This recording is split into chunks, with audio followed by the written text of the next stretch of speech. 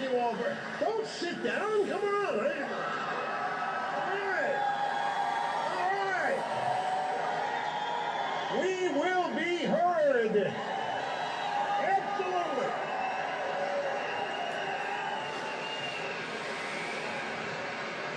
Thank you all very, very much. It's great to be back in Philadelphia. What a beautiful place this Kimmel Center is. And look at performing arts. When I think of performing arts, I think of Karen Findlay dressed up nude in chocolate on a stage paid for with our tax dollars. NEA. And this is very professional. There's actually on this podium a sign, please speak up and into microphone. Honestly, it's there. The last time I was here in Philadelphia, well, what was it, 3 years ago, I think. How many of you were here that night? Wow. The pressure's on. How to meet and surpass audience expectations. 3 years ago when I was here, it was the night that we announced that I was going to put Harry Reid's letter to my syndication partner up for auction on eBay. Remember that? Harry Reid. Dingy Harry. Could not get a vote on Don't Ask, Don't Tell. Couldn't get a vote on cap and trade, a number of other things, because he had to go to New York last night for a fundraiser for Democrats in the Senate. And he took with him Kirsten Gillibrand, who's the junior senator from New York, rubber stamp for Chuck Q. Schumer. And he goes there, he's got all these senators that are up there, he's introducing them to the people. He gets to Kirsten Gillibrand, and he says, and what do we think of her? She's hot. She gets all embarrassed, because she's not that hot. But, no, I'm sorry, we're all friends here. Compared to the other Democrats in the Senate, she's a 10. She really is. So I take that back. But she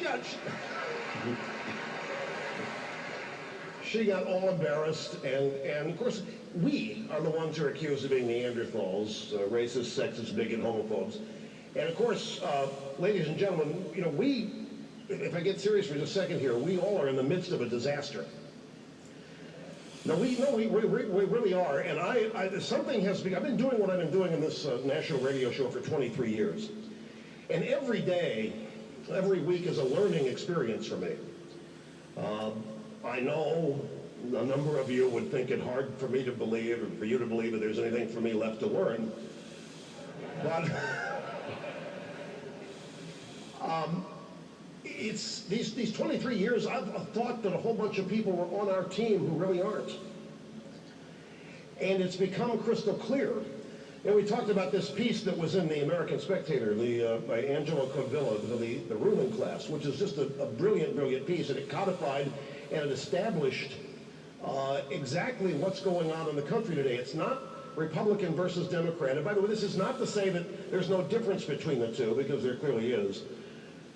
But we're in the midst here of a crossroads that I don't think any of us have ever faced in the country. I was thinking back the other day I might review the 23 years, make fun of liberals, talk about the things that they do, their policies. But we never, ever really thought that they would succeed to the point that the country as founded would be threatened.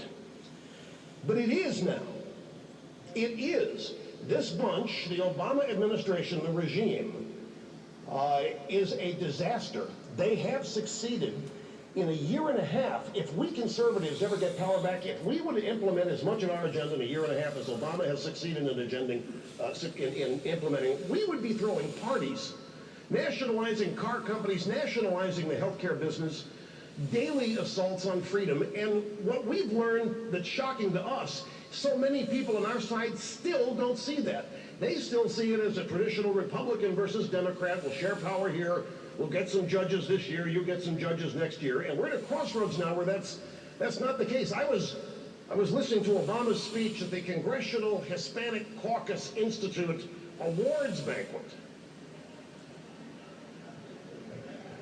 You have to be a highly trained specialist to be able to say that without stuttering. Congressional Hispanic Caucus Institute Awards Banquet. And Obama is up addressing the Congressional Hispanic Caucus, and he says, you know, before we got here,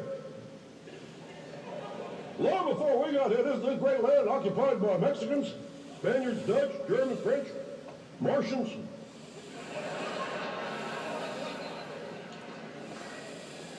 And you know, when you hear people talk about what was here before America was founded in a positive way, that's right out of the multicultural curriculum that has invaded public education in this country for the last 25 years.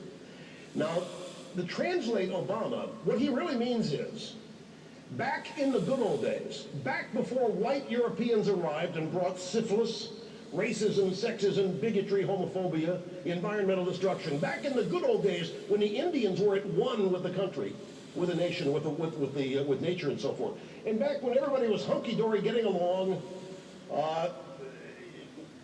it's hard for people to get their arms around the fact that the country has elected somebody who has a grudge against the country.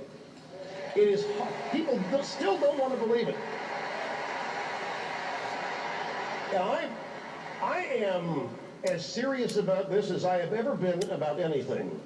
I have no doubt that for whatever reason, we can go through the list of what it is that Obama doesn't like about the country. I know he's been educated, informed, and raised to not like this country. From his father, who didn't like colonialism.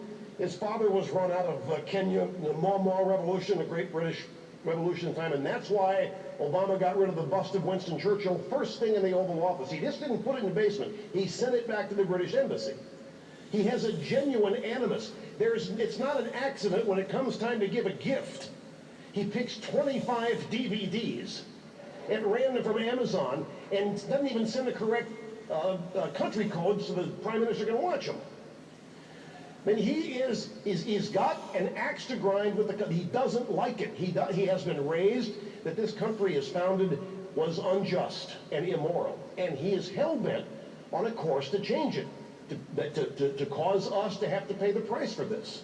Now, you say this, and you've heard me say it on the radio daily, and if you're immersed in this stuff daily, and if you're honest with yourself about what you see and what you read, you can't conclude anything other than that. But a lot of people, even who voted for him, who are not happy now, they just can't get their arms around the fact that we've elected somebody who has that view of the country. Sadly, a lot of people on what I call our side of the aisle, the so-called conservative media intelligentsia inside the Beltway, they just think that he's misguided, wrong, doesn't understand economics, is a little like a doofus. And he may be all of that, but he's much more.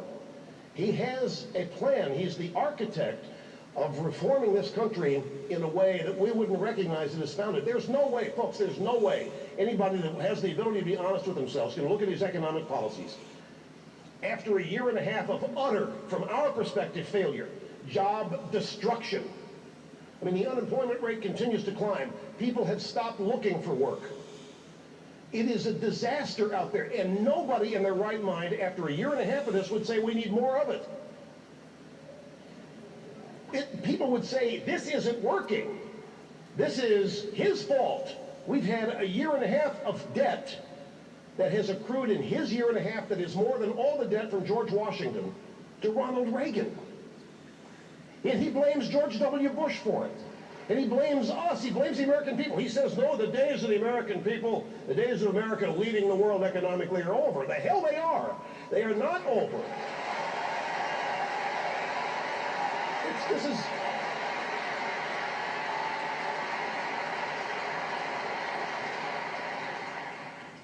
We all love the country. We all want for children and grandchildren, great-grandchildren, the opportunities that we were all born to. I mean, that's the point.